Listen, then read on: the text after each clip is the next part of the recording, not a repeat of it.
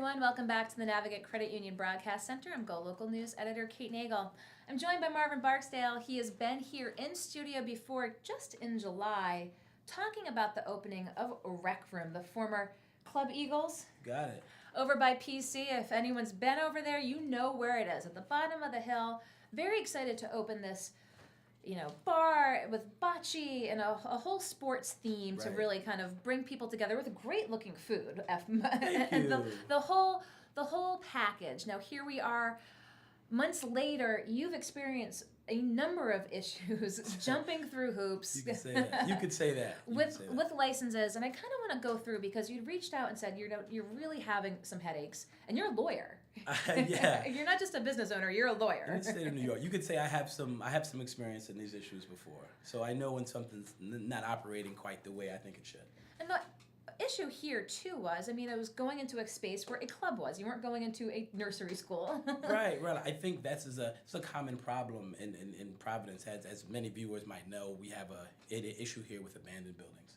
And Club Eagles was one of those abandoned buildings that had been used almost as a pseudo nightclub for years, with a small DJ booth that's really built into the space at the top of the stairs. And I guess the core issue, what happens is when zoning laws get amended and get made, and we try to set up what should go in different zones. And we're in a C2 zone, and that's kind of light commercial, let's say. And it's a zone where traditionally nightclubs aren't allowed, and also the ancillary music isn't really allowed.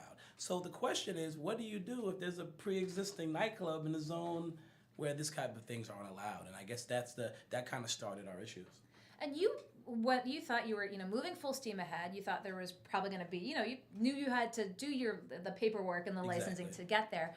But first issue you had was trying to get a fire inspection. Right. We worked really hard on our license, and we were the first actually organization in the state to get a Class S license, which is food and nightclub. Actually, nightclub's actually in the name of the license that we received. So, which is almost per se interesting when you hear a building being given a nightclub license in a zone where there aren't supposed to be nightclubs. But it wasn't. That's not really traditionally the way we wanted to operate. Not as a traditional nightclub per se, but just as the license would imply. It's food and nightclub. So back to your question about the fire safety was very important. If you have the name, even nightclub, in your license, we have some we've had some tragedies in this state where we want to be very careful about distraction of patrons, making sure they're the proper egress, and making sure we've got the right fire safety. So we invested a lot into making sure, although our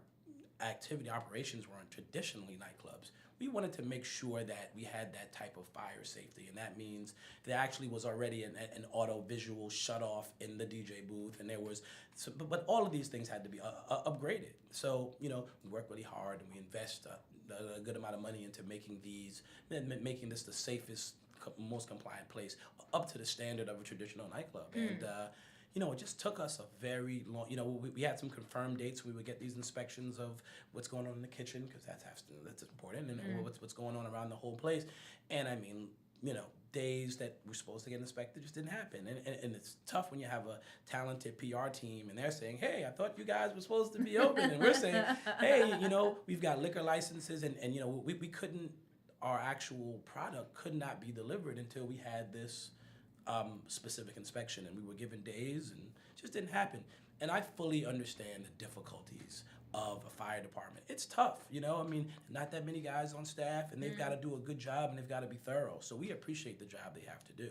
I think, as coming from a policy standpoint, I used to work in politics in New York a little bit, my recommendation, and then instantly, was more transparency. It would be great if we, as entrepreneurs, when we start a new business, can kind of look at some sort of calendar, and they could put us on that date, and we know that we can lock in that date. I know it sounds like a pipe dream. It sounds trying to run a business. Yeah. When had you anticipated opening, and when was the official opening date? I think we anticipated around the end of summer, so let's say mid-July, and I think it took about a month. I don't think we got open until September 8th.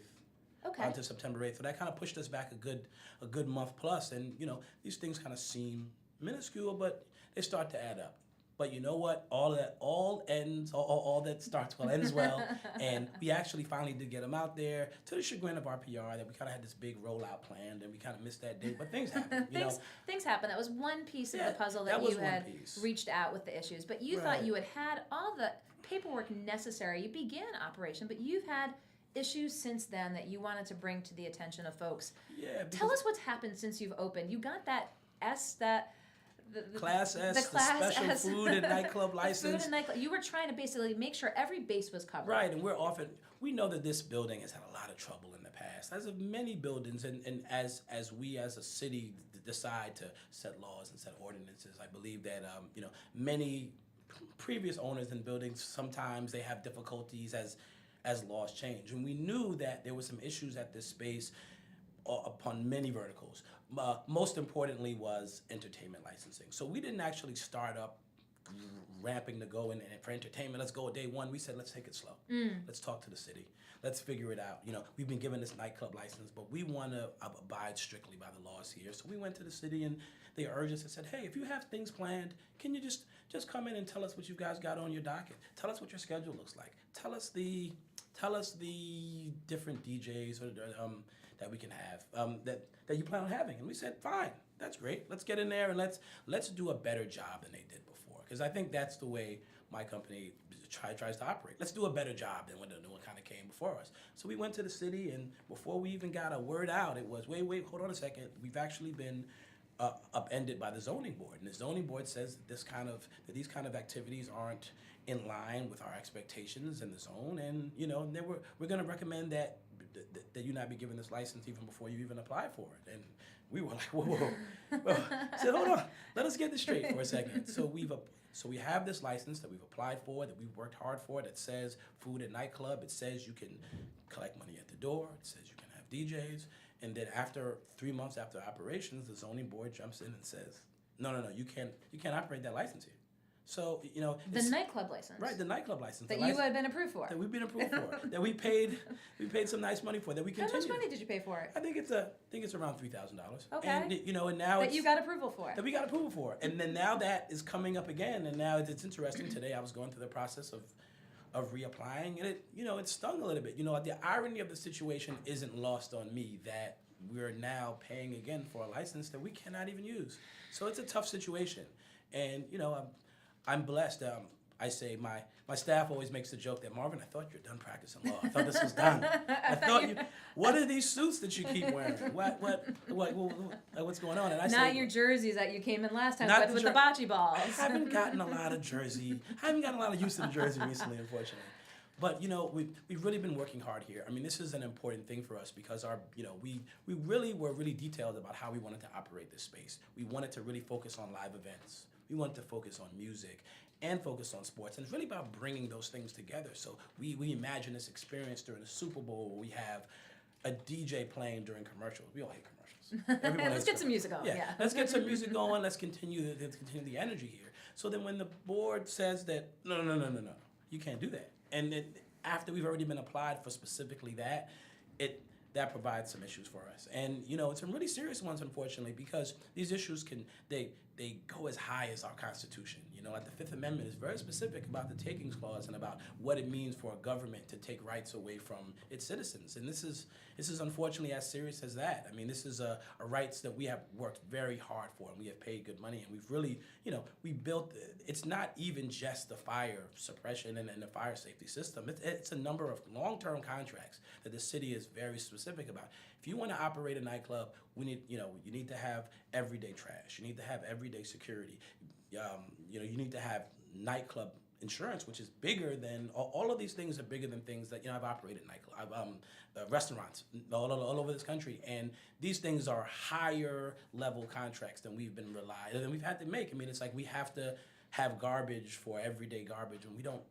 It doesn't reflect our business. So the amount of it's really crippling us because we can't promote DJ events. We have everyday security. Our security just standing around looking at each other half the time. They're like, wow, this is great for a restaurant. This is a nice crowd for a restaurant, but we were expecting nightclub, and it's and there's a list of expenses like that we just look at each other and we go, wow, we're we really pay bills like a nightclub. We operate like a restaurant. And So what is that? Where do things stand right now then? If you had anticipated and were told you could operate as a nightclub, how has that changed operations at the rec room? And as you said, you're going up for it again, so to speak. But they Right. basically said, don't even right. Well, try to. well, first let's start with how does this change? How does this change rec room? You know, we have a lot of patrons who've been going to this establishment for years, and they come and check in, and they go, "Hey, you guys getting a DJ yet? You know, we really used to come here all the time because we used to love these DJs. We used to love the DJs that used to come here." And I mean, from what I've heard, people tell all sorts of stories. Oh, DJ Paulie D was here, like, and then this certain year, oh, this was a great space. And, Yeah. you know, and so we get a lot of disappointment, honestly. And you know, when we talk about community expectations and what the community is expecting, that's something that we deal with disappointment, especially on Fridays and Thursdays. And we do like a Monday night football event in this kind of sports model I talked about, and people are a little bit disappointed because it's not necessarily the space that they thought they were coming to. And you know, but in terms of what does it go now, I mean, we're at an interesting point. You were just dealing with the city today. I was dealing with the city today, and you know, we deal with. My new role is now without the jersey, and now with the suit. So I deal with these issues when they come up, and I'm going back we took a continuance of our last. We asked for what's called a use variance, and not to get into very lawyery talk, but you know, a use variance is when you have a specific hardship that affects your property that now goes against the zoning ordinance. The zoning ordinance says you aren't allowed to do something. And it's your responsibility to present a hardship to the zoning board and say this is a difficulty for us. The hardship that I presented was directly attached to this building being this large building that's a nightclub that's now in a zone that it should not be in. The building's been here for years, since the 60s. So I attempted to make the argument that, look, the hardship that I'm going through is because that we own a nightclub in a zone that is not a nightclub, and also that we've been given a license to operate a nightclub in a zone where there's no nightclub, and that is basically taking away a property right from us that we've worked really hard to get. And their stance was that these issues aren't property issues, and somehow that the size of our building and the state considering and designating that as a nightclub isn't a property issue. That's an argument that I've heard. That's a very interesting argument. It's a very interesting argument. We've actually talked about a concept also that I think is interesting called prior non-conforming use. And I think when you look at the city and you look at the abandoned buildings in the city and you say that, look, a lot of these buildings weren't in the right zone. We've become more intelligent as a city. We understand that certain things should be here and certain things and based on certain incidences and certain political things, we have made a decision that these things shouldn't be here. But the way that and this is zoning law around the country, that when these amendments are made, people who are existing legally at the time before that, they're allowed to continue this operations going forward. And it's exactly the situation that we have here. You know, we came into this Club Eagles that have been operating this way with an ancillary DJ booth for years, since the 80s. They had a DJ. They did have a DJ. Whether or not that was illegal or not, I think is the question. But there's a difference when we say it was illegal that they didn't get their Providence license for entertainment, rather than it being illegal in terms of the zone that it's in. Because zoning works differently in that Providence zoning just inserted DJs as an issue in 2012. It's a new issue. They've decided that, hey, we need to consider DJs as live entertainment and we need to put them in certain zones. That's a new issue, a 2012 issue. As we know, this place has been operating since the 80s. So it's a... You talk about the number of issues you basically have on your plate, but how much is there almost a disconnect? You've got the zoning board on one side, you've got the board of licenses on the other side. Right, Do they really talk well to each other? I think you nailed it. I don't think so. I think that this issue should have been well litigated and discussed before we received our license. And I think that I'm always about progressive change, and I think I'm always strategizing about ways to make this different. So if the city could go around and review these problem buildings and jump on these issues first, because trust me, we're not the only building in the city of Providence that's too big for a zone. Yes.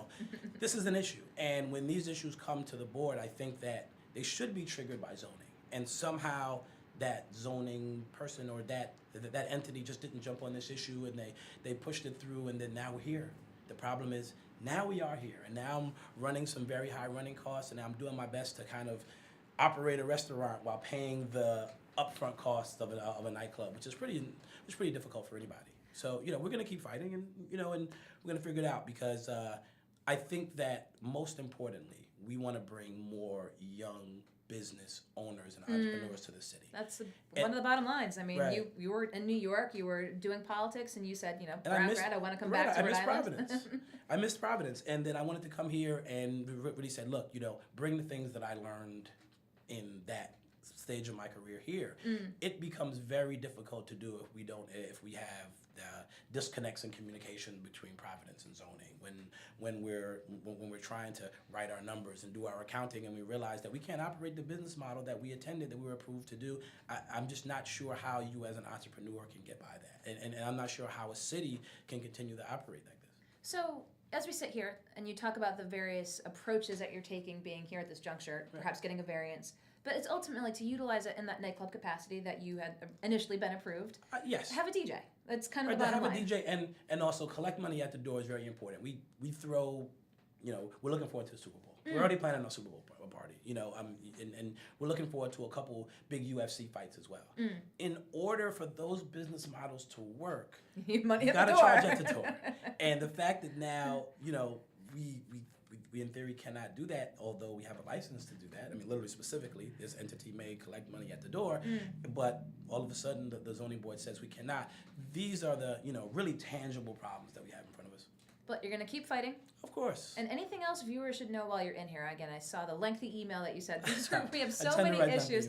Because it was such a great Go Local Live, and you came in and you talked with Molly. You brought the bocce balls in. You had the jerseys on. Right. These Providence alums coming in and saying, "Hey, we've got a great concept that we think that the young folks will like, all ages will like." Right. I mean, there's sports and the great food and sports and yes, that was and back music. in July, and here we are months later, end of November, being like, okay, well, you've had some hurdles. Yeah, I've had some hurdles, but I love the city of Providence and your viewers to know that look, we run a great restaurant. There's still great music.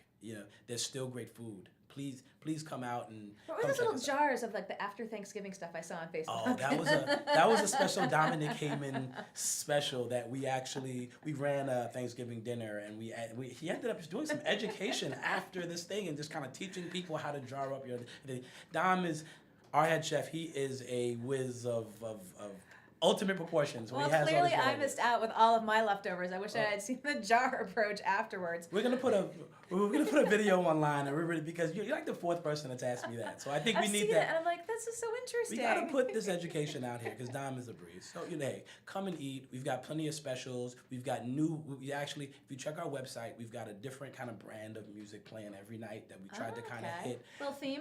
Yes, we try to hit different themes on and every season we'll switch up the themes, and we'll switch up the different kind of DJ mixes we'll play. We're doing all we can do to kind of replicate this environment without doing it. And unfortunately, I don't think it's as powerful as it could be, but I think the times and the energy is great. So look, if you have a holiday party that you haven't booked yet, our upstairs balcony is a great place to do so. We've got a couple bookings already. There's still some space empty. If you're looking for that private, inexpensive place with good food and good games, I think when I used to be in the more corporate sector, we used to go to these bars for a holiday party and just kind of stand around and talk about work. No, you want to have fun. You want to do something. You want to do something. You want to play bocce.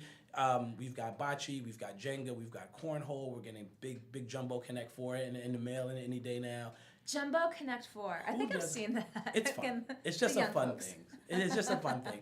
So we look forward to everyone coming and checking us out for the holidays, and keep us in your minds and prayers because our fight is not over. We don't take these issues lightly, and we don't lay down very easily. Well, I knew when you brought them to our attention, wanted to bring you back in because, as I said, it was sort of all smiles at the outset, but running a business is never easy anywhere, and these hurdles that you've approached, wanted to just bring them and let folks know what's going on. We're going to continue to follow what's happening with the Rec Room. Appreciate your time coming in today. Sounds like a plan. Marvin Barksdale, thank you so much for coming in. I'll let you around the corner. Thank you for your time. Okay, thank you.